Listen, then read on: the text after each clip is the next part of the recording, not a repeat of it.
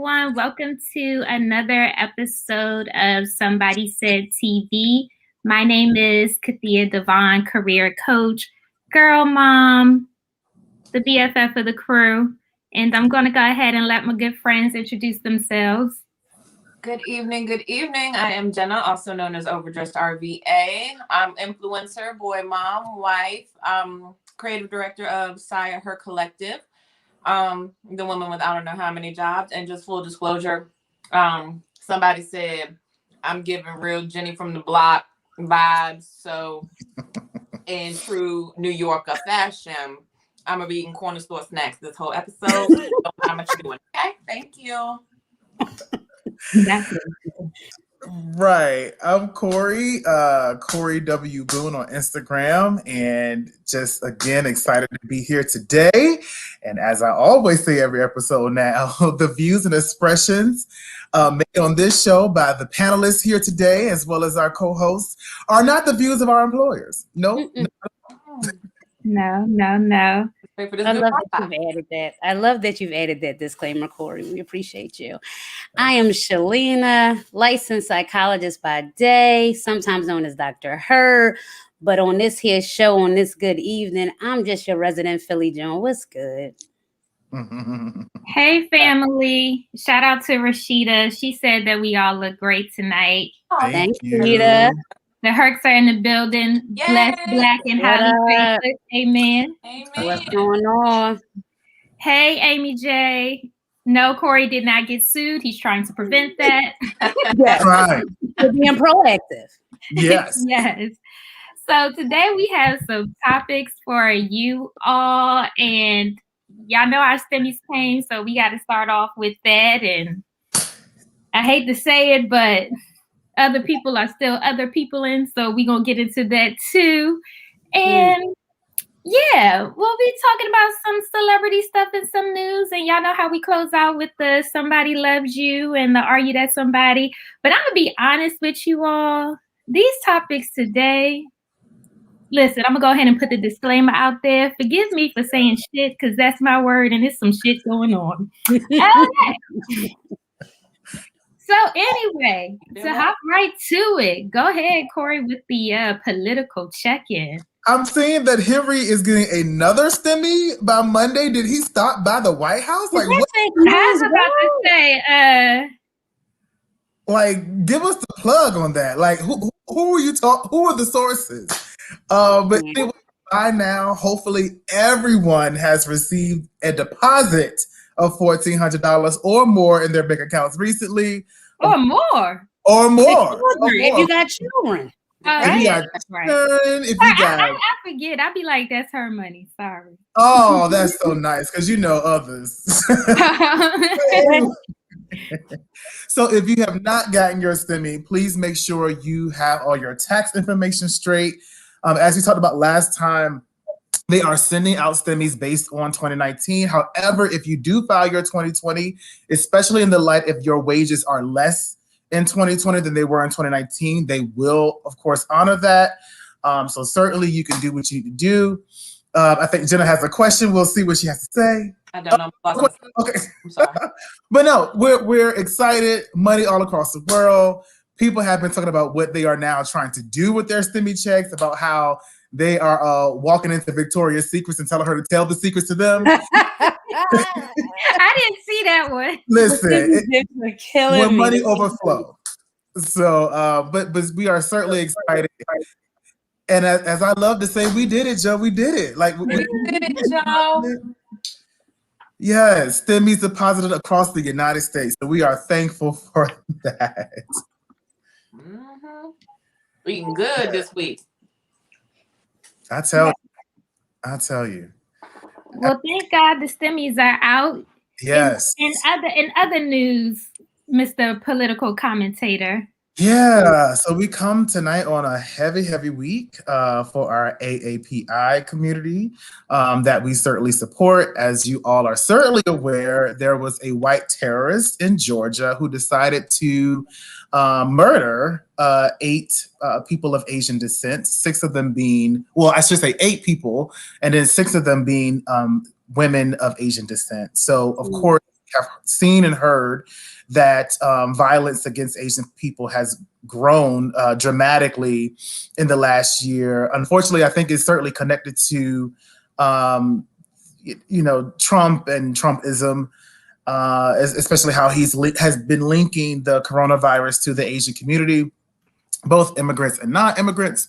But it is just a very unfortunate and sad thing. And we have seen that people have been trying to apologize for the white terrorist actions by calling it basically that he had a bad day. So yeah, he definitely needs to be charged with hate crimes. That is exactly what it is. And I think there's been some conversation about that. Unfortunately, it clearly is. Even if the terrorist says that it's not about race, it is about race. It's baked in.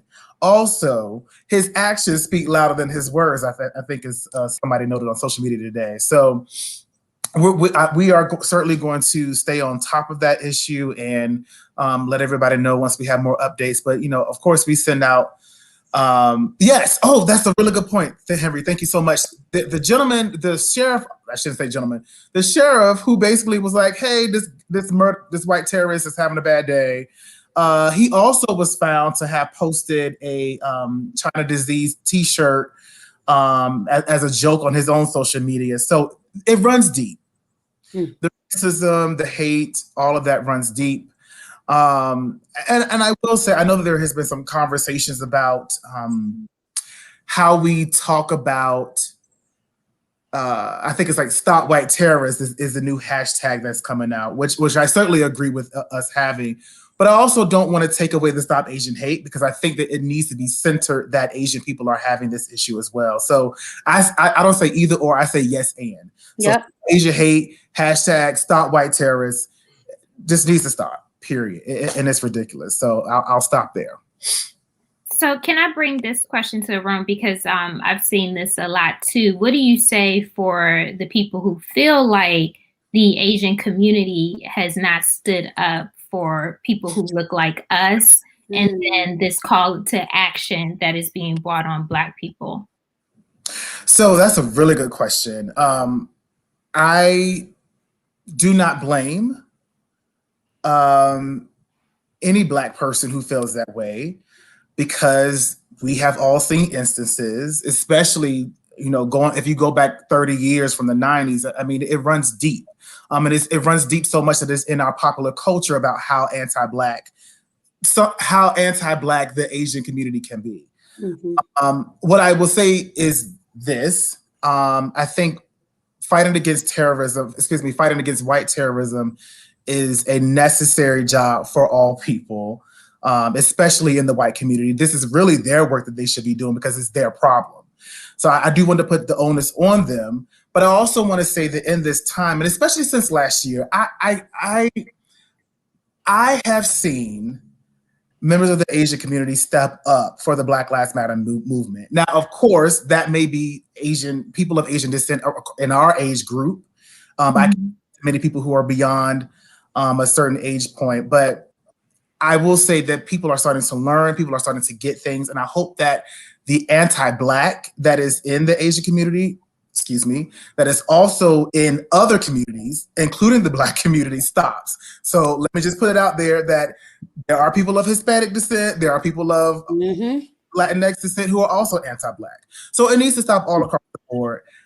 I also don't want to put the work on Black people, because Black people are also triggered by violence against these communities as well. Because we also have Black sex workers, we also have Black people who are business owners, we also have Black people who are in Atlanta. So it's re-traumatizing for Black people. So I think it's unfair to put the work on our backs. And I don't know how that conversation is being kind of talked about. But I will say, at least for me, I'm not going to let a situation like that happen without me standing up and saying, this is wrong. We need to fight against this. Here are the resources, and here's what we need to do. I just personally would not let that happen, because I feel personally convicted to be a part of the fight against white terrorism and white supremacy. So I don't blame any Black person though who feels that way, and who feels like this is not my fight. I'm not going to make you feel bad about that, honestly. Because there has been unfortunate incidents that have kind of gotten us to where we are. Yeah, I think that that's important. And I did want to bring that to the room because I've seen a lot of that too. I will say for me personally, I don't want this to be an us versus them, especially in the battle of white terrorism. But I think the part that stands out to me is that the part that this is white people's work to do. We have fought for this shit. We have turned the other cheek for this shit. We have educated ourselves, educated others. We have gone to school. We've had platforms. We've marched. We've rioted. And like, none of this shit has changed anything. Seriously. So it just, for me, it's like we keep trying to push different ways for minorities or how we can be a part of this, like, you know, a part of this battle. And I just feel like this is for white people to fix. That's the only way that it's going to get fixed. And all of this pressure for everybody else trying to figure it out, it's like we've been here before, over and over and over and over again. And it's like you said, it's triggering, it's hurtful, but at a certain point, it's almost, I mean, I don't know how to explain it as far as making them do the work. But for me, what I would want to see is, at this point, I'm over the idea of like stop hate or how to be an ally. Like, I want to see things that say white terrorism. Why do white families raise mass murderers? You know what I mean? Why white supremacy? Why is this such a deal that you are willing to kill people for this? Like, these are the articles, and this is the information that I want to see addressed. Mm-hmm. And I'll just quickly say, you're speaking exactly to a lot of the feelings of we need to stop being. There's a better word that needs to come to mind, but I'll just say we need to stop coddling white feelings. We need to just say things for how they are. So when we make excuses, I mean, that really is an apologist move to basically saying that this guy was having a bad day. Well, wait a minute. What about all these women who were in there working? What about the families and the friends of these people who are, I'm sure they're having horrible days right now. So for you to actually say like this. And it just got worse. Yeah. And they are still being attacked. So I guess I hear your frustration. I'm not going to disagree because your frustration is founded. It's founded by how long this has been going on. It's founded by the fact that we have been seeing this problem and issues going on for so long, and it's founded by the things that still happen, right? So Black and brown people are still responsible for educating and doing all this additional work on top of it, and we still feel like we're not. I guess the only thing I would add or put to it is that I do feel like there are some small changes based off of what happened last year. Unfortunately, I guess the question that keeps coming to my mind is how many George Floyds have to die before this thing really starts to get right? And I think that's the most unfortunate thing to me, is that we're still moving forward, and we're actually having conversations we should have had when we were children, right? Like the conversations about race should have happened a long time ago, and we're finally having these conversations now. But I'll stop there. But I just, again, I am not going to tell any Black person who has been experiencing and seeing acts of violence against Black people, and also experiencing and seeing systemic racism. I'm not going to say that anybody is wrong. I'm just going to say that I just hope that we just continue to work together to get things done. As you and Kathia were talking, Corey, too, I was thinking about a workshop I attended this morning, actually, on trauma in the African-American community, the psychology of trauma and how it impacts us clinically. And like Kathia said, there's so much emphasis put on all these other things and understanding and theorizing everything else. But just like they do research on Black communities and at-risk youth, and they come up with all these theories and interventions and programs for our communities, I would love to imagine if we put our resources behind really understanding the mind of these white men that go slaughter churches and movie theaters and all these things. And imagine what we could do if we had the data to really support. What do we need to do to intervene so that we're not raising racists and murderers and predators? So I always just try to encourage people. There are lots of ways to be a part of movements and change. It doesn't have to be out picketing and marching. There are things you can be doing just in your respective jobs and your communities, ways you can be advocating. If you work in settings where you can contribute to research or you can contribute to developing policies and shifting systems, like think about the power you have in those systems. I know that's something I'm adamant about doing on a daily basis. So.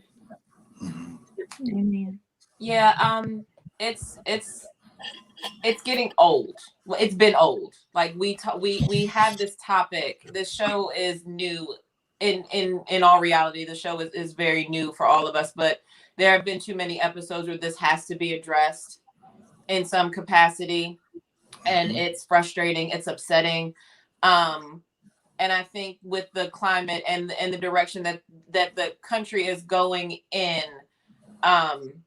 Black Lives Matter, white terrorists, Asian hate, like all of it to me, like domestic terrorism, whatever, it's racial terrorism. That's the way that I see it. Like you decide that you hate somebody based on the way they look or where they come from, and you think that you are well within your right to hurt people. And it might not be as hard as as intense as a mass murder or a shooting spree or a movie theater. Like it might not be on that level, but it could be your children on a playground. Like the white kids are picking on the Black kids or whatever the case may be. All of that to me is a form of terrorism. You're inflicting fear in somebody because you think that that's your right. And that to me is something that, you know, how, like, even going back to the whole school analogy, like this is what happens when you get, like, if you're the nerd and you get picked on, you gravitate toward the other nerds because they feel your pain. They know what you go through. You have common ground at this point and you can band together.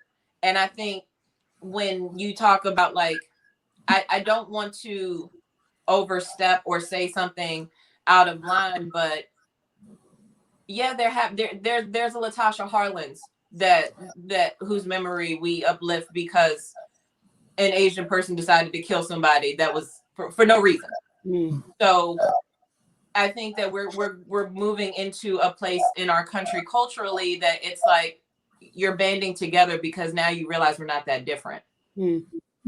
And if I don't want, no life is worth losing for you to reach that epiphany.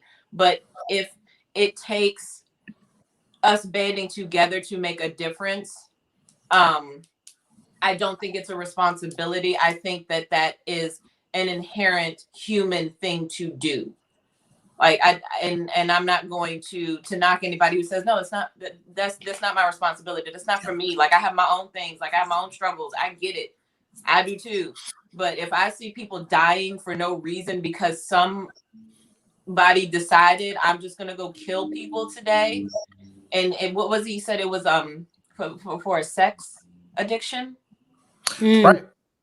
Yeah, which is a whole nother issue. How many people have you had sex with and killed? And are they still trying to decide if this is a hate crime?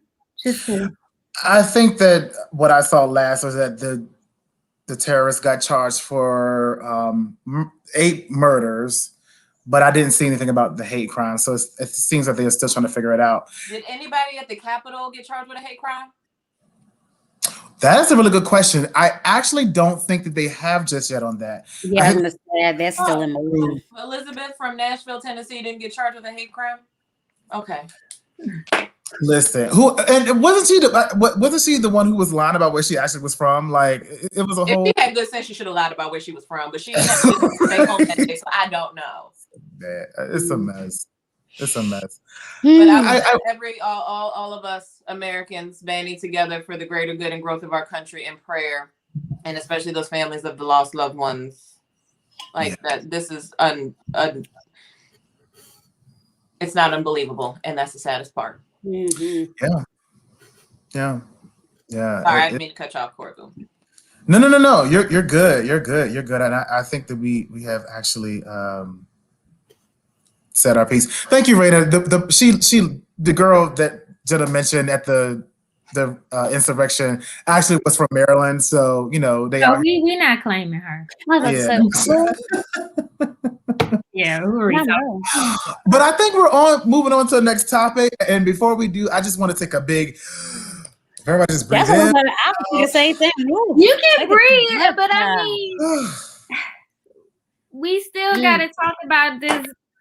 And it continues. Stuff. It does. I mean, obviously, Meghan Markle has been a hot topic because she did the interview with Oprah, and she detailed the racism and different things that she was dealing with as a princess. I mean, as royalty. Part of the royal family. Princess. As a princess, okay, in the UK. And, everybody had something to say about it. And to your point, Corey, you mentioned it early. It wasn't just, it was white people had something to say. It was a lot of Black people who exposed themselves as being anti-Black with some of their comments regarding this. And I think the most frustrating thing to me is that it's like, y'all just want Black people to shut up. Like, that's it. Like, if you feel that in some way that they've been able to level up or upgrade their life, they should be thankful and just take a bunch of shit. And I really appreciate our generation, because it's like, that's not the case anymore. And it's not just with Meghan Markle, but I also see it in sports. It's like, y'all, they keep talking about Kyrie Irving makes this amount of money, Kevin Durant makes this amount of money. You do not own these people. Like, people have the right to move how they want to move, and you can't sit up here and try to say that they should allow themselves to be disrespected because you pay them. That's not going to work for me. Yeah. Listen, you're surprised. Nobody's surprised. Right. I don't know who is surprised, but yeah, we know, those are America's grandparents, so it's no surprise there. Basically, it hurts my heart. That whole situation. She was like, nobody tells you what to do. Nobody tells you how to act. Nobody tells you the decorum. I'm in the car Googling how to hold my teacup. I'm like, and then they like the whole thing about her son. I was done. Like, the part that hit me. Hold the title. He's not going to get any protection because he's not going to hold the title. And we are concerned about how dark his skin might be when he's born.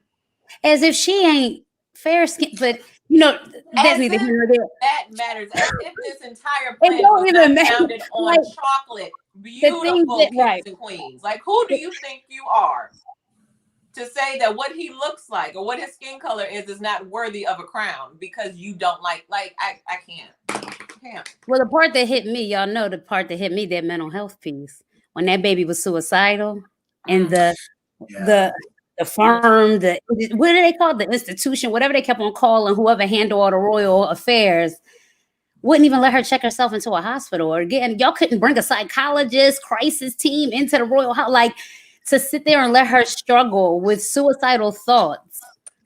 They wouldn't even let her go have lunch with her friends. She couldn't leave. She couldn't do nothing. Yeah, and I think, was it Piers Morgan who tried to basically question if she was really suicidal? Oh my God. And it was just interesting because I think that people have a misconception of what that means too. Right. Like, it's like having suicidal thoughts does not necessarily mean that, you're sitting in a room basically trying to hurt yourself. What a knife to your wrist. Like, I'm going to do it right. Right. She literally was afraid of where her mind would go and what she could do. Like, if you're struggling. Yeah.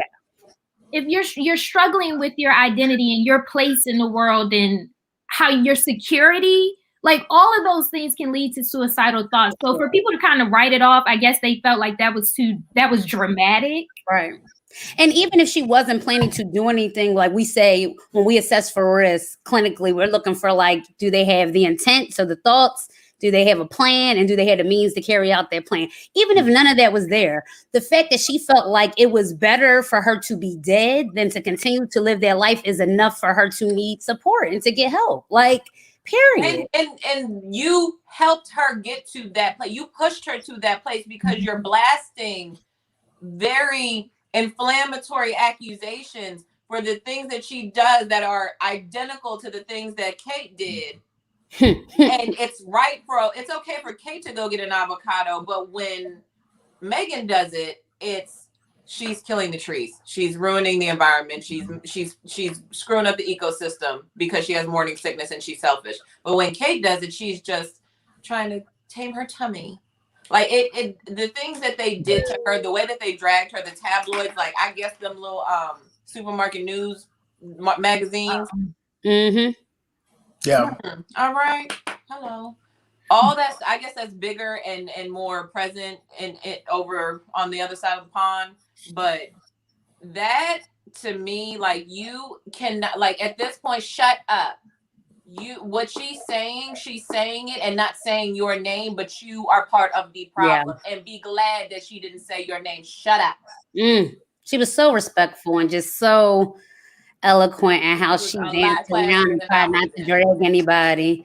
But on a more lighter note regarding this topic, I just want to shout out Prince Harry because they saying if Harry gave up the kingdom for Meghan, y'all doing good with it. Barack made time for Michelle. Harry gave up the kingdom for Meghan. So what y'all doing? What y'all dudes out here doing? Okay. Are you renouncing your throne? Are you? Somebody said if you want Dr. Heard, you need to give up the kingdom for some time. Okay. Is there anybody else? Do we have any royal co-hosts? I know a princess. Okay. I know Rosie. Lord, somebody said Meghan got that WAP. I cannot. Listen. Come on, like this is doing something good. Bless them highly favored. Come on now. She should make a couple of not the royal WAP. I hate y'all. Yes, royal WAP. Oh God. Oh my goodness, y'all are hilarious. I'm sorry, I forgot what I was going to say after that. Oh, I'm hot. I can't. But yeah, the kingdom, somebody else said that they gave up their kingdom. So yeah, this is what Dr. Heard needs. That's what every woman deserves. It's just not Dr. Heard. Every woman, single woman out here still looking. You deserve somebody who's gonna move. Ooh, I love it. In various capacities. Okay, and that's that on that. I'm not from Maryland, y'all. What happened? Well, before we do our celebrity case study, let's get to another royal family. Listen, friends, co-hosts. I love that transition. That was a great transition. Who saw Coming to America?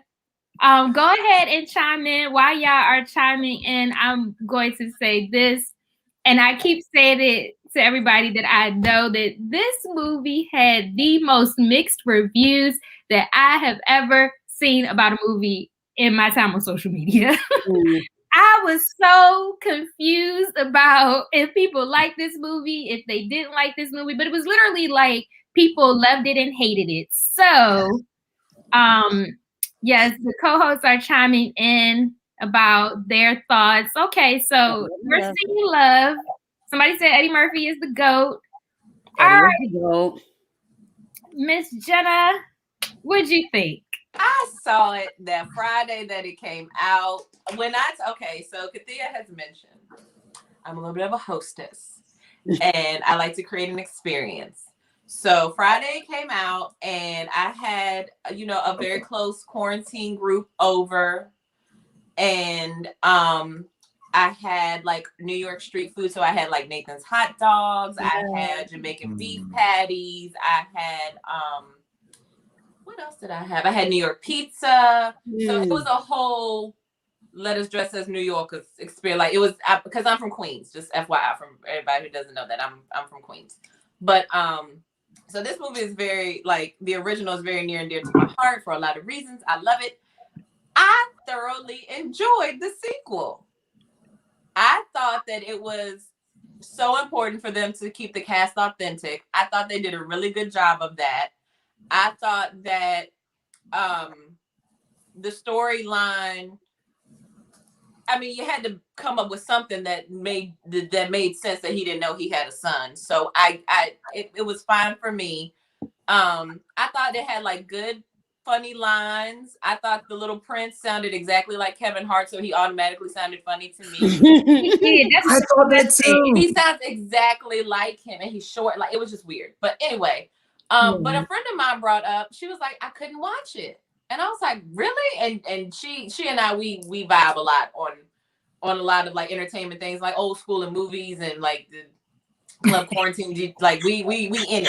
And she was like, I didn't like it because she said, so he was raped. That's what we're going with. Like, that's the best. Like, really? I couldn't watch it. And I was like, didn't think about it like that. Yeah, that was a sticky point. I'll let you. It was a sticky point. Listen, Chris, I said the whole same thing. Paternity test never came up as a question.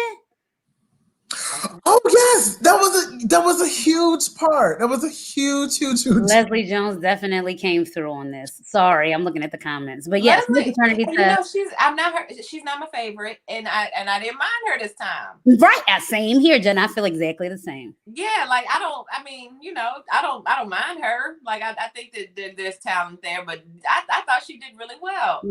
Yeah, paternity test. I didn't think about that either. Yeah. But I was just enjoying it. Like, I was back in '89, like, yep, I'm gonna start saying that. Yep, like, nope. No, yeah, it like I was in a child's mind watching that movie, so now I really gotta watch it again. Dang, y'all gonna ruin it for me. I think, to Kathia's point, because I listened to the Breakfast Club review it too, and there were people calling in and giving and so like Kathia said, there's so many mixed reviews, but I think it's also because people like hold this movie as such a high regard. It's such a classic. Nobody wants to say anything negative. So, and I too think Eddie is the GOAT, but there are a lot of people that don't care for Eddie Murphy either. So I don't like them either. Right. So I think it's hard for people to be really critical of this movie. I think it's a classic. Of course, nothing's going to be as amazing as the first, but I think for the second go round, I didn't mind it. I thought that they packed a lot in a little bit of time. I would have loved to see the storyline of the daughter just kind of being the queen and letting her find her king and them moving like that. But they decided to have this son, and I think they did like a little mention at the end, like, you're still going to be over the kingdom. But I feel like they could have really ran with that storyline. That would have been really progressive, to just let the daughter kind of be on her search. Well, Eddie's smart, so it could be just a part 3. This is true. They did kind of drop that in at the end. Like, can we see it play out though?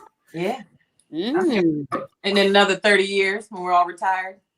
What's it supposed to be? So I wanted to speak on this because, one, y'all know I don't do movies like that. I don't. Like, it's not my thing. Like, it really has to be good. But I want to thank y'all for y'all mixed reviews. It really helped me get through this movie. And I think that it helped me put it into context, because when I watched it, I think somebody else said that the all black cast, like, I love that a lot of the original cast was in there, and it was a beautiful, it was just a beautiful display of like blackness or what that. But I will say, I do think that it was a joke. Like, hearing the mixed reviews gave me a different perspective. So to me, it was almost like a parody, kind of like Scary Movie, how it's about the jokes. It's not about the Scream storyline. It's about the jokes. So basically, this whole Coming to America 2 was really just like they were playing on the nonsense from the first, from the first movie. Because we obviously have evolved, thankfully, since then in some of our thinking. And so I do think that it was a big joke, and that helped me appreciate it. Oh. I don't think I will ever look at it like that. Yes. Mrs. Dickinson want to be stomach just a poking out his little suit. Eddie didn't put on. It was so cute. It was in the I same love how they played. And did was still in the barbershop. Like the barbershop then, right? Peaches, my name is Peaches. And the twins came through. Yeah, I was here for all the original cast. But Jay, in the comments, I didn't know that he originally wanted an all-black cast, apparently, and was told no. So this was their opportunity to really do it the way they wanted. That's dope. Yeah, Huey, I'm missing his name, but he was forced to add him to the first movie cast.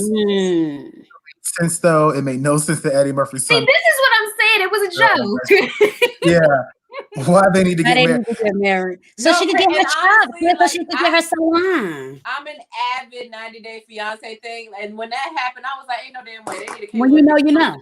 When you they say it when you know, you know. No, that's not. Nope, and it's nope. That don't happen like that. So pretty girl. She was super cute. She was super cute. She was. I think they did really good. And I'm sorry, it is not Huey, it's Louis Anderson. Thank you. Oh, yeah. Yeah, thank you, Henry. Right now I'm washing lettuce. Next month I'll be on fries. I'm on the grill, and that's when the big bucks start rolling in. They put him at the bottom. At the bottom. But I love Louis Anderson. He's hilarious. He's so funny on Baskets. And I did see the shot that was taken. Somebody talking about some Eddie success is comparable to Breezy career. I'm not doing this with you. we already did this. Listen. For everybody who knows. I know that's my Hurt family. I know that's my Hurt family. I'm trying to tell y'all. If we talk about it today, this is the last time we're talking about this battle. Yeah, but I keep thinking about that. Every time I send a message about it, I think about Corey saying, I don't want to talk about this. I want to talk about it so we can never talk about it again, is what he said. Yep. So just to catch everyone up for my birthday this year, I celebrated my birthday last weekend, and I did this versus with my friends and family. It was Usher versus Chris Brown. It was a very intense battle, a lot of arguments and debates going on, and I see that some people decided to bring some of it into the show. And you're not getting this smoke today. So it's her birthday month. So in other family business, let's go on and get to the good Kirk Franklin and his son. I saw the polls, and I saw that most people did hear the recording at this point. They still arguing about this. They still coming for this versus thing. But so we're gonna get into the whole recording. Rashida said, "Oh Lord." Yeah, that's how I feel too. But anyway, Kirk Franklin was caught on tape. He got into an argument with his son, and his son recorded him. And basically, in the recording, he was fussing his son out. He said he'd break his neck, calling him a ban, a B-A-N. And yeah, it got super intense. Obviously, the recording was put on social media, and everybody has had something to say about it. So, should we kick it off with Dr. Hurd? Was that you ducking the? We should. We really should. Set the tone. Please. I don't know if y'all want me to set the tone. I do. I vote for Shalena tribute. I mean, so, we've talked about this for quite a bit this week as co-hosts, and thinking about the many different angles we can come from with this conversation. And I think it boils down to just some of these practices and theories about parenting in the Black community and how that looks, right? Regardless if you're a celebrity, if you everyday common folk, there are a lot of things that we've normalized in Black families that ain't really healthy. And I think this is a prime example of that. And I think, people have their various opinions based on him being a celebrity and having a platform, based on him being a Christian, based on just kind of how he's addressed it publicly and his apology and critiques around kind of how he handled it, based on his son being an adult. But I think, we just really need to, I think, be careful about how we respond and how we condone certain things, regardless of who is saying and doing these things, because I think it sends a larger message about kind of how we handle conflict in families. So I'll just leave that there.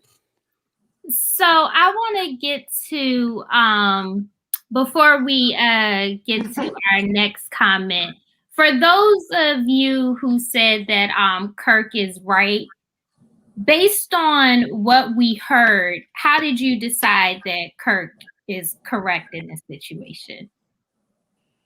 And Corey Boone, you look like you had something to say, so I'll go ahead and pass it to you while we are waiting for comments. I'm going to have to disagree with the co-host. I honestly feel, I will repeat what Shalena just said. Abuse, no matter who is coming from, disrespect, no matter who is coming from, is not okay.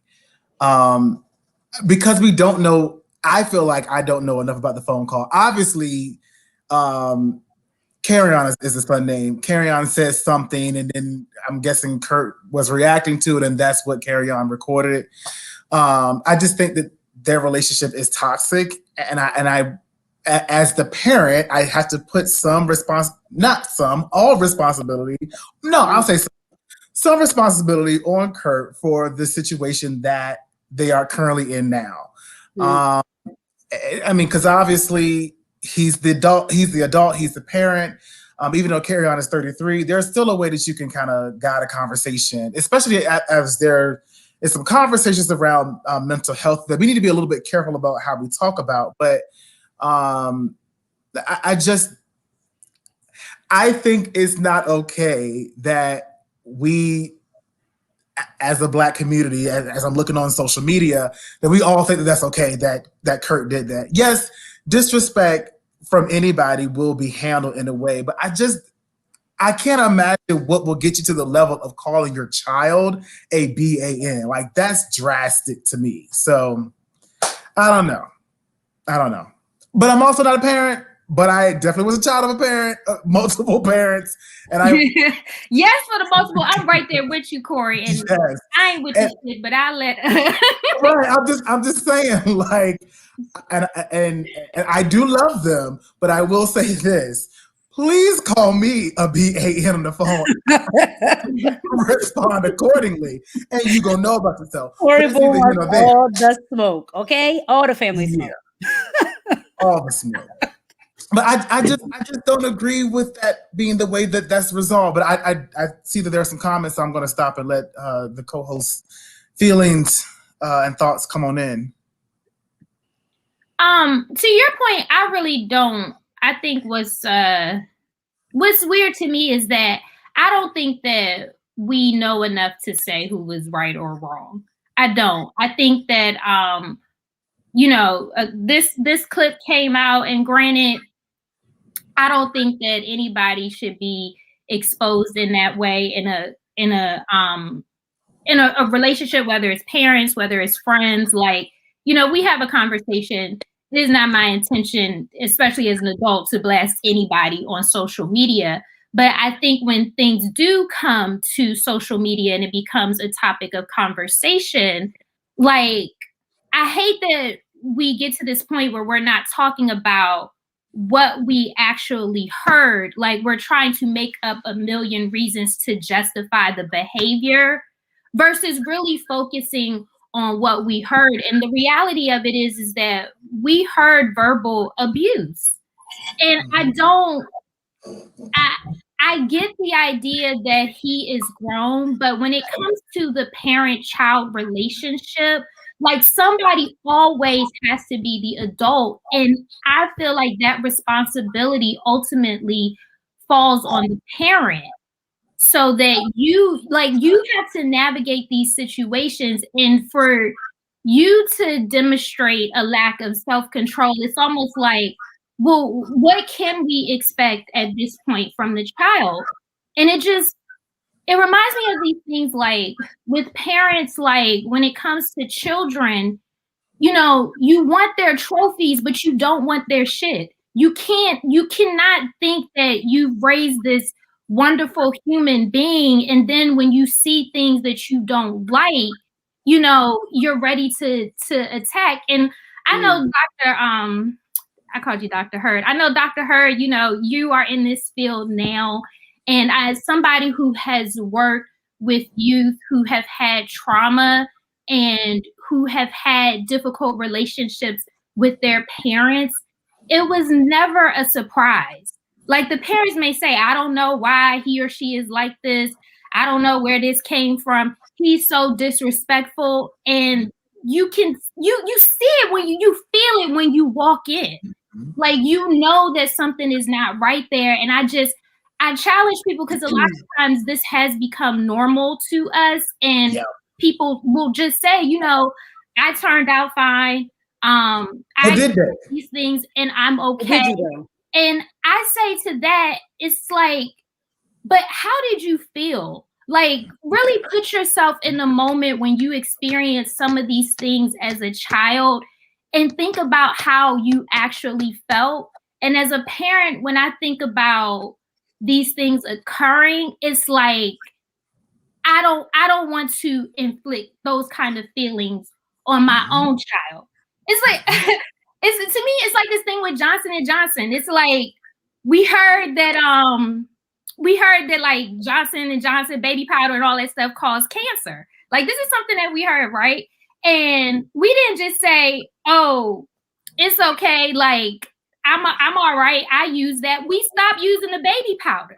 You know what I mean? Like, and to this is the same thing to me. Like, it's like, we see these things and we see the effects of it, and we see that people as adults have trouble functioning in all kinds of relationships.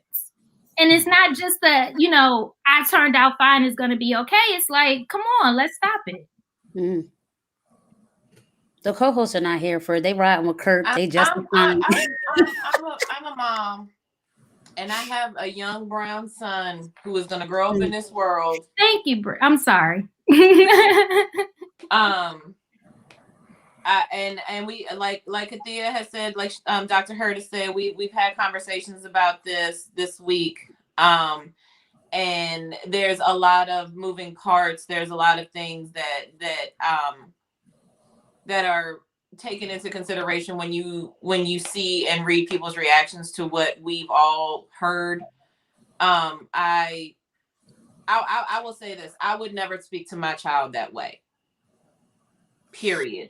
I would not speak to my child in a way that I wouldn't be okay with somebody else saying to him. I wouldn't say the things that I wouldn't want somebody else to say to him, because I don't want him to hear that voice and think that that's how he's supposed to be talked to.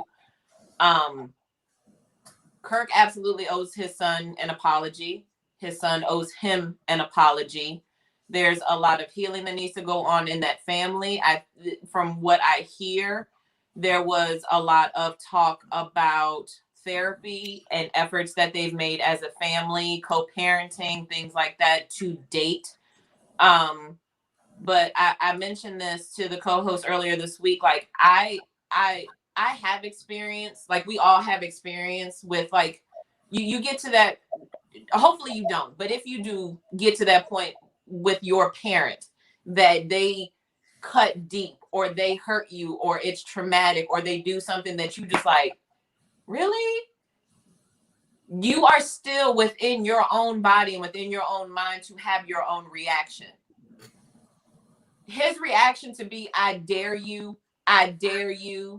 that to me speaks to a long line of issues that we know nothing about. And to me, it feels like a lot of people have opinions because it's Kirk Franklin, because he's, has proclaimed his place as a Christian, as an entertainer, and as a gospel artist, and all of these wonderful things that we hold him to this standard. That man is human. That man told his son he would put his foot in his ass. I'm sorry. He did. Like that's what he said. And I'm not going to say like I'm not gonna say I'm not gonna like I'm like how many times have you heard I brought you into this world and I'll take you out? Mm-hmm. Which Like, is a very abusive statement, right? No, it is. It is. Now, did you feel that way when you were coming up? That it was an abusive statement? When you know better, you do better. Right.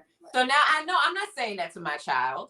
I know that that's not an okay thing to say. This can be a teachable moment for Kirk. You're not going to say that to your child no more because you see that that doesn't help anything. But in the moments of raising a man, in the moments of knowing the world that we live in the moments of thinking about the things that I need to protect him from, there are going to be moments that I'm going to say things that I probably don't want to say to him as a parent before somebody else says it to him so he knows how to respond. Like, you're not going to tell a cop, I dare you. Right. So, yeah. Sorry, go ahead. No. Keep going. No, it's fine. But I don't think that, and I heard Kirk's apology, and it was a half-ass apology, and I'm fine with that because you don't owe me anything. You need to talk to your son. Mm-hmm.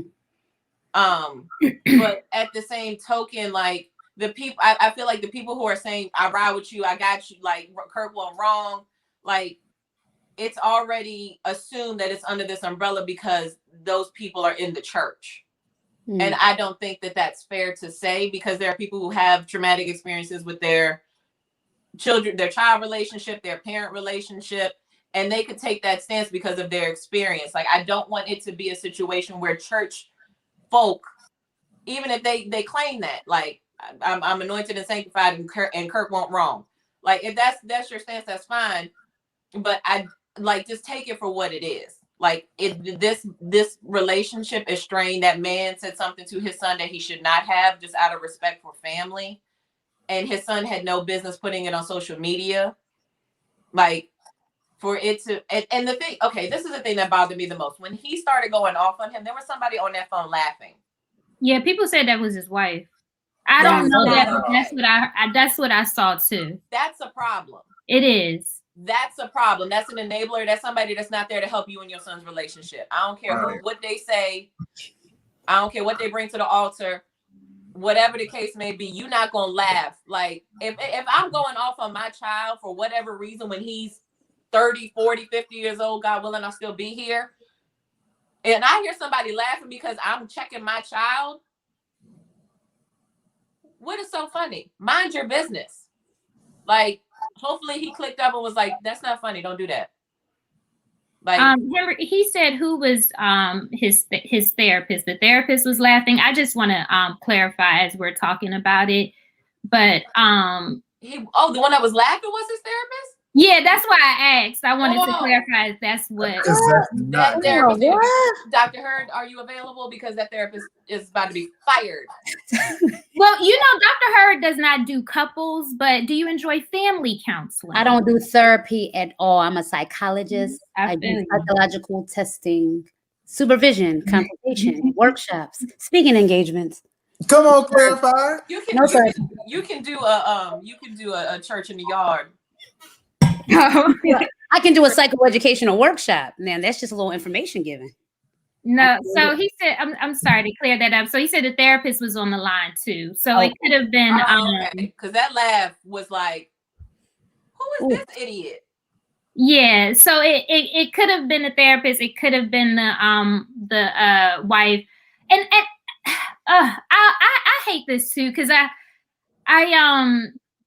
in listening to what was happening between the two of them, and I'm trying to figure out how the sole responsibility or the narrative became on the son too. And there was another conversation about this, about like the church and therapy that I was on with Shalena. And one of the things is like, there's this thing about disrespect and parents honoring, children honoring their parents, but it's like, there's this other side of, fathers not provoking their children to wrath. Like, there is responsibility and godly responsibility on both sides of it. And like none of that is being addressed. And that's what bothers me about it too. The other thing is that blended families, Corey, you said multiple parents, you know, I'm with you on that. I have dealt with multiple parents, and it's a very blended families. You really, really, really have to go the extra mile when you're working on these relationships and you're building trust within these different relationships. And so it bothered me when I saw them do the interview and how Kirk he emphasized, well, my son. I did not like that. I did not like that. We are a family. And if you married this man and this child has married into your family, this is our son. This is our child. This is our problem. The other thing is that the sister has something to say. And this is something that, you know, I think people have to get to too, is that just because you, like, a parent was a good parent to you, that does not mean that they were necessarily the best parent to your sister or brother. Just like in relationships, like kids, you know, there's this theory like of the 5 love languages, and you really have to understand your child is very, very important, because a lot of people want to talk about providing and providing and providing. But if your child's love language is not in the way of like receiving gifts, that's not something that they're going to understand. They can have the best house, they can have the best schools, they can have the nicest gear, but if that's not how they understand love, they're never going to get it. And I see that with my own child. Like, she's young and she's evolving, but her love language, you have to tell, she needs those verbal affirmations. Words like, of affirmation, just like her aunt. You have to tell her that she's great. You have to tell her that she's doing a good job. And she has to be able to tell other people how amazing they are and that they're doing a good job too, for her to understand and share love. So some of that has to be addressed too, because it's like, you can't parent one way and then one child doesn't work within that way. And it's, you know, you kind of tossing your hands of it. What I think, and I know we are running on time, so I'm gonna keep this very. I think I was winded. It's my fault. It's okay. It's nobody's fault. It's a very it's important topic.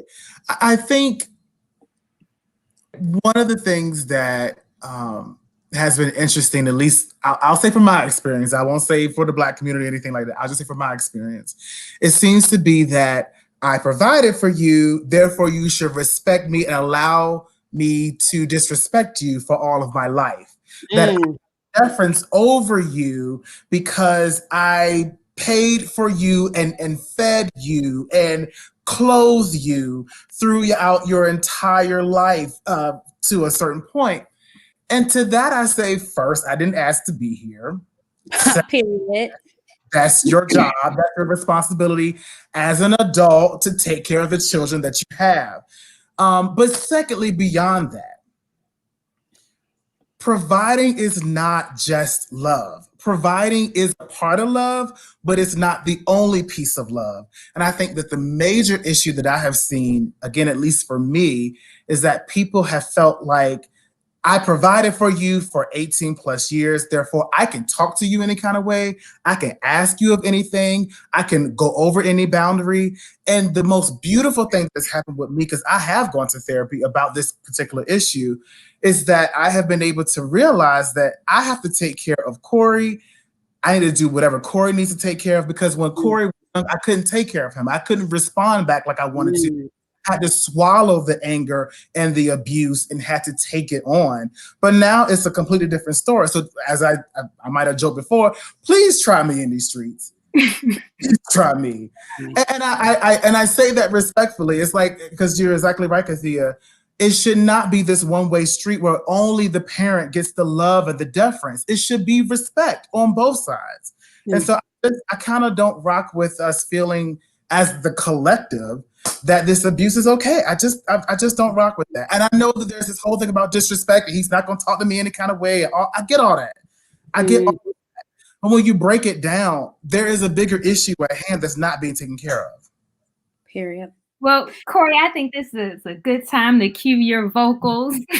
Oh, Because this has been a lot. I will say Kirk was not even the somebody loves you, but we're going to go ahead and sprinkle some love for Kirk Franklin and the family. Put them on a prayer list. We get some melodies from heaven. And hopefully whatever resolve is off. I'll chime in on that. listen, I was about to jump in on that too. Melody.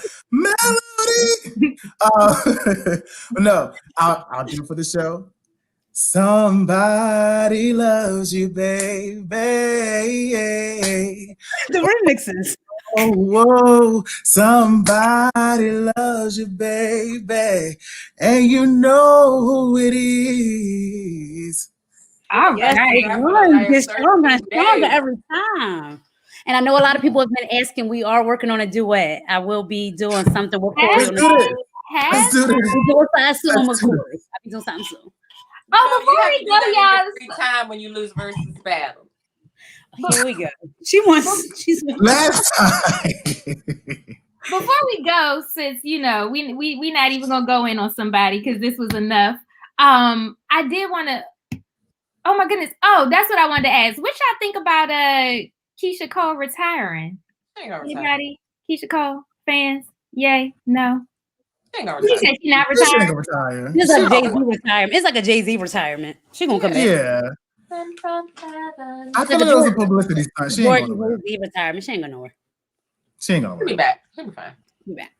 She need to get back with Manny. Is Manny still on her team? Because that's when she was at the height. Get Manny. Somebody get Manny on the line. At your best. With Keyshia, with these artists, especially artists that we have had, that have been with us for years that we've rocked with, I'm like, girl, if you want to retire, that's fine. You've given me enough. I appreciate it. I can live off those albums. I can't speak to Keyshia. I feel that way about Rihanna. People harassing her about that album. You did me right. I'm good. I got my fancy membership. You take care of me every month. I'm good. Yeah. Come on now. Thank you.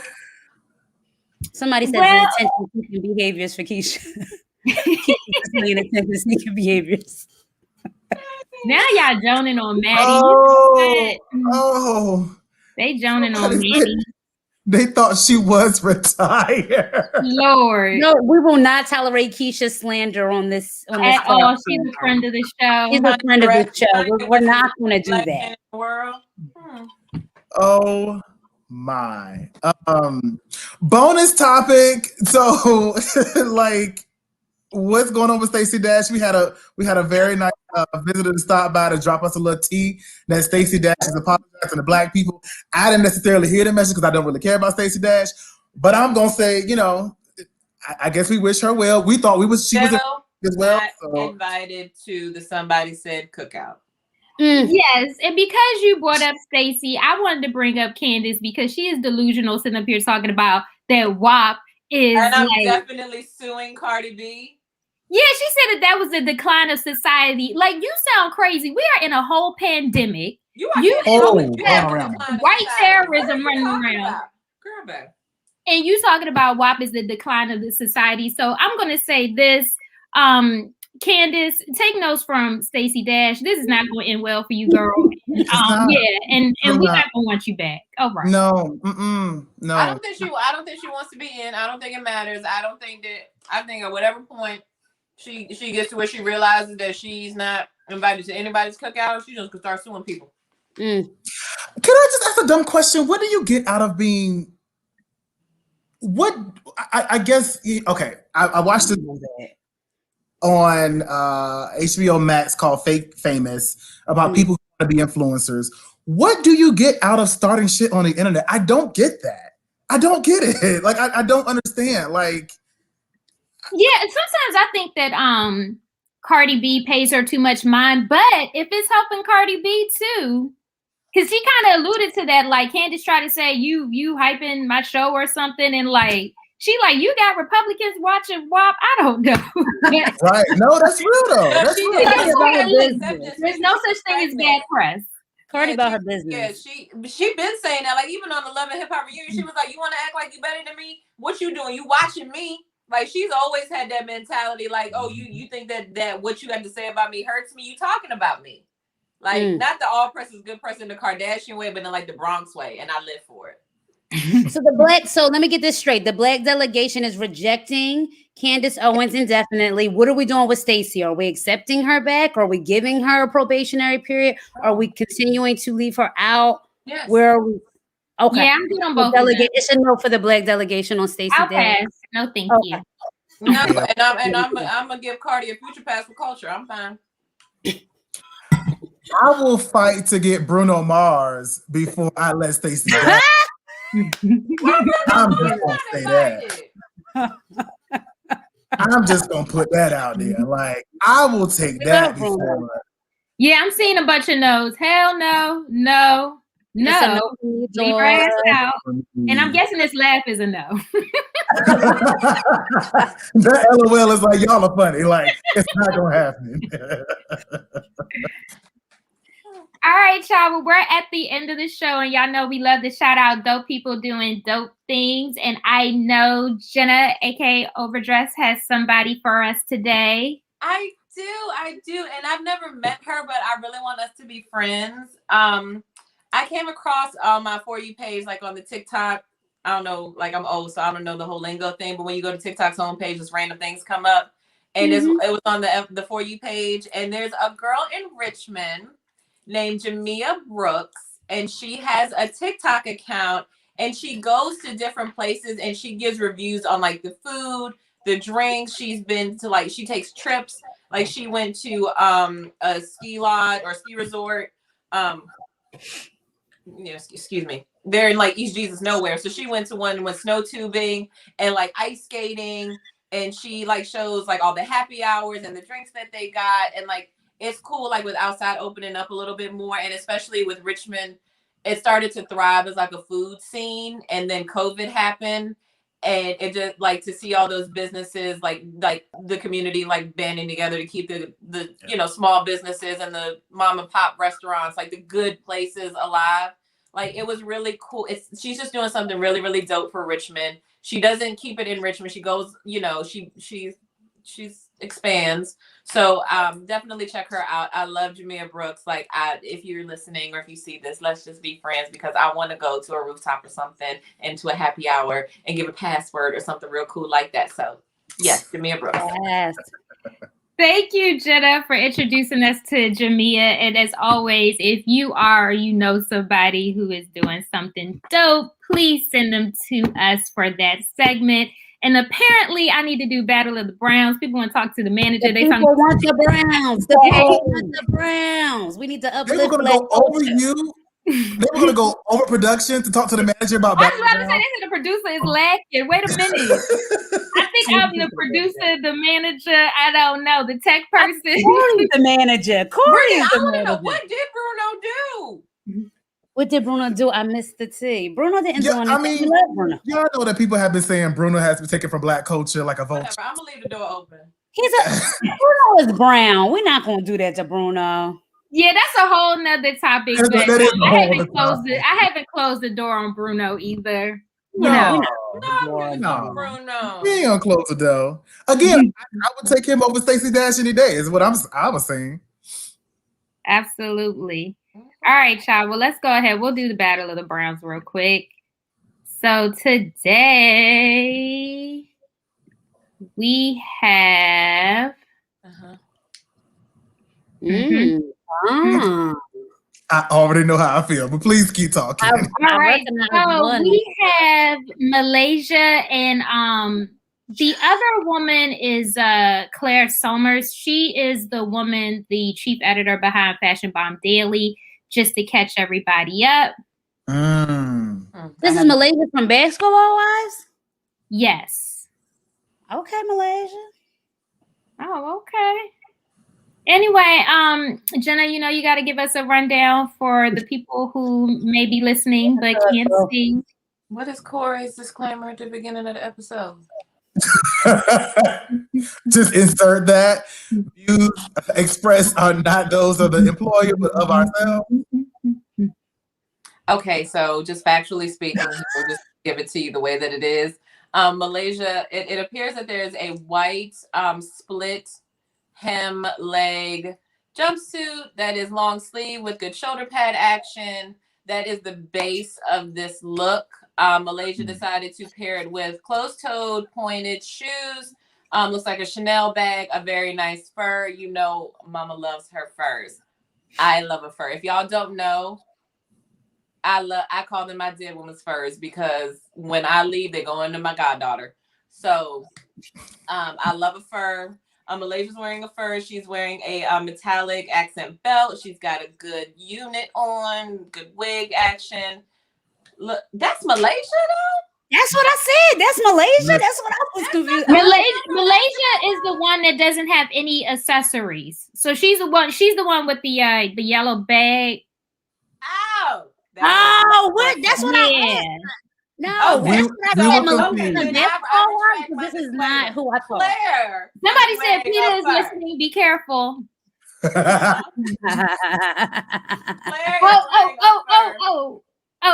never mind. Go ahead, Jena. I'll get to that. Okay, I think those are Dior shades. I could be wrong, but they are like a good mocha mirror tint. A good time. Malaysia is wearing the same jumpsuit, leaving it as it is, open-toed shoe, yellow Birkin with looks like a silver accessories. Good white toes. I like a white toe. I like white nails year round. You can't really go wrong. We're all adults now. Brown girls love white. Yeah, you know, white is good on brown girls. It's very angelic. And I like the lady's makeup. I can't really see Claire's makeup, but I'm about to say now, who are these people again? Because now I'm completely confused. The lady with the fur is Claire, and what does she do? I thought that was Malaysia from Basketball Wives. That's why I'm like, huh? Fashion. She is Mrs. Fashion Bomb Daily. That's all her. And then I like to call it the new Vogue. Okay, I got that. Now, who's this other woman that looks like Evelyn Lozada? That's LaQuisha Malaysia. That is LaQuisha Malaysia. LaQuisha Malaysia. And what does she do now? She's on Basketball Wives. She dragged Gloria. Yeah, I know you said it don't look like her, but it's still the same person. Laura. Are you calling this person the right name? Malaysia? I'm very confused. Claire and Malaysia. Yeah, I don't know. Claire has on the fur. Malaysia doesn't, just has on the jumpsuit. Malaysia looks like Evelyn to me. Malaysia looks like Evelyn from Basketball Wives, and the brown skin lady with the fur looks like Malaysia from Basketball Wives. So I'm like, who are these people? But okay. Well, let's get into the fact that you really can't even see Malaysia's face, to be honest. Let's get into these fashions. Let's get into the fashions. Listen, luckily somebody said that they'll pay for the extended hours with their Stimmys is on deck. They're paying for extra production time. Yes, and entrepreneurs to all the co-hosts for our extended time. Right now, extended overtime. All the time. So anyway, Jena, you know you always describe the looks. So we'll start with you. Who you got? Claire. All right. That was easy. I love Malaysia. Don't get me wrong. I love Malaysia. Malaysia would that's somebody I want to be friends with too. But Claire for the look, yes. All right, Dr. Hurd, LaQuisha Malaysia, Evelyn, Claire, who you got? The lady in the fur. I'm not going to say the name. I don't know who these ladies are. The lady in the fur. It's the lady in the fur for me. And as always, Mr. Boone wants to know where they are going. Me and Sharita want to know. Where they going? Okay, so I'm pretty sure Malaysia is just sitting up in her room. Just saying.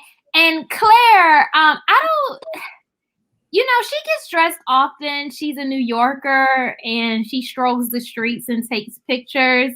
Nothing wrong with that. Where she's actually going, maybe to the office. I don't know. But to answer your question, so who you got? Yeah, see, these questions give context because I was wondering why Malaysia has literally nothing going on with this outfit.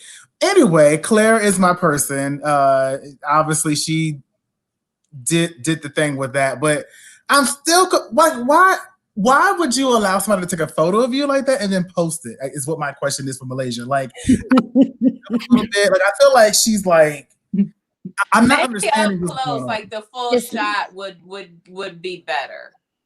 Like, so this reminds me of Kathia's gripe with these types of outfits, how you can see the creases and crevices of someone's body. So I see what you're talking about now, and with this Evelyn Lozado lookalike lady.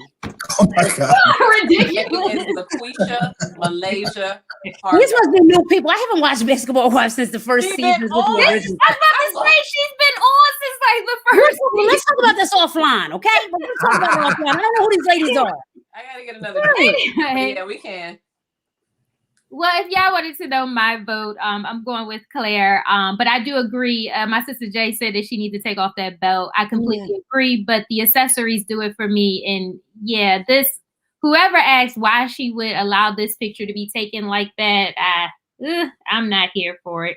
But let's go ahead and check in with the co-host. Somebody said somebody looked like Mary J. Another is Malaysia for me. I like Malaysia. I don't think this is a bad picture, Malaysia. Woman on the left. Thank you, Ray. You don't know these ladies either. Girl, the problem is that you said you knew her, and then we told you it was her. I was thinking about the real Malaysia, not these fake people. Come on, the real Malaysia. She thought she looked cute. Somebody might have told her that. Somebody made Somebody said she looked cute.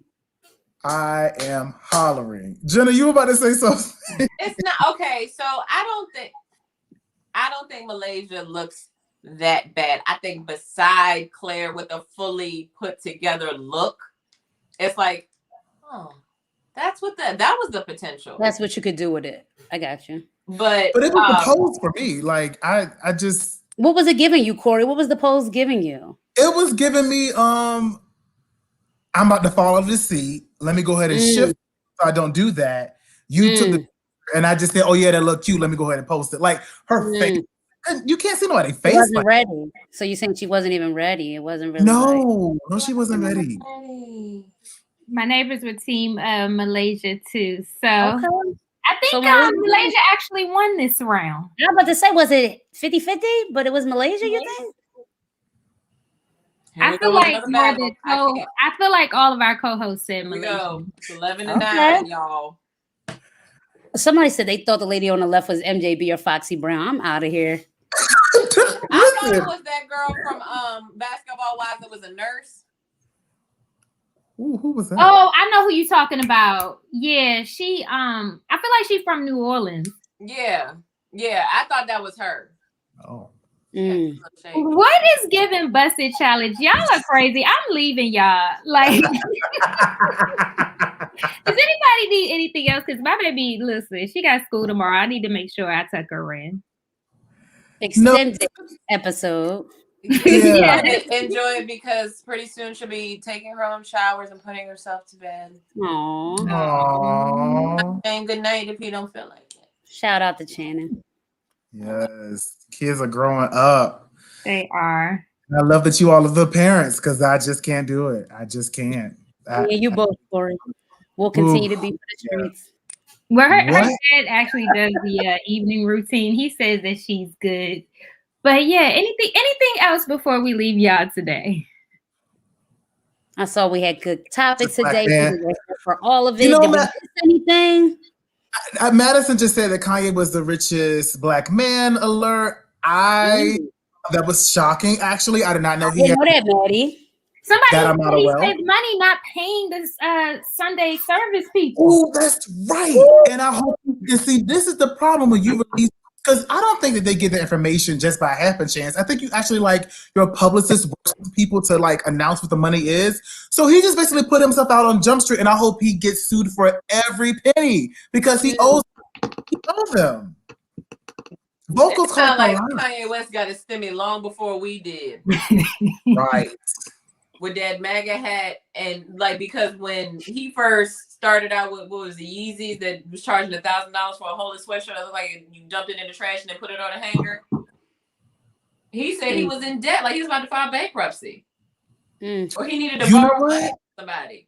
But do we know where the money came? Now, when you just said that, Jenna, made me think, do we know where the money came from? No. Because if he was fooling around with the Trumps, it could be Russian money. We don't know. Oh Lord, they affiliate and I'm yeah, not with saying the that. I didn't Allegedly. say that. I don't have my sign, but allegedly. I don't know. I don't know. Allegedly. You're gonna pay what you owe. You did not What? get paid for no Sunday service. And yes, you gonna pay what you owe. Period. Kanye. Dear Kanye. Kirk pays his choir.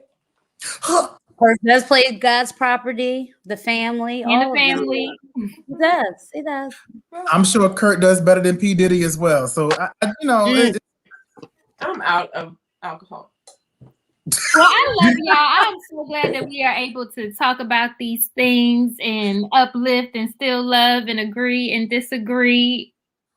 And somebody said Kanye's zombie clothes. That's what he making that money off of. All right. Wow. I'm saying like that. All I think about is Derelict. And if y'all don't know what Derelict is, you have never seen Zoolander, and I question everything about our friendships. Everything. Shout out right. little brother in the building. I know you had a shout out. I saw it too.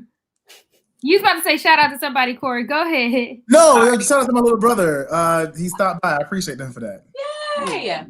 Hey, little brother. Hey, brother. All right, folks. Well, love y'all. Thank y'all for another Good Somebody Said TV. As always, you can find us on Instagram, Facebook, and what is this? YouTube as Somebody Said TV. Please be sure that you like and subscribe and share and, all Set those your other things. alerts. Set your alerts. Get your reminders. Yeah. All right, guys. Love y'all. Good night. Don't spend the stimmy in one place. Holla. Please don't. Or Please do don't. like on Bitcoin or something. Invest. Yeah. Sure. Bye. Put it in some savings. Please don't invest all your money. Do whatever you will you not can. have. Right. You will not Thank you, have $1,000. Nelson. Thank you, Nelson. That's all I got to say. I'll see y'all in 2 weeks. What did Nelson say? No, he said Zoolander is a classic. Oh. Maddie said follow her at Young Joe. Wait, does little brother? You know what? All right, y'all. We out. Good night. Good night. Good night. We were trying to end this episode for so long.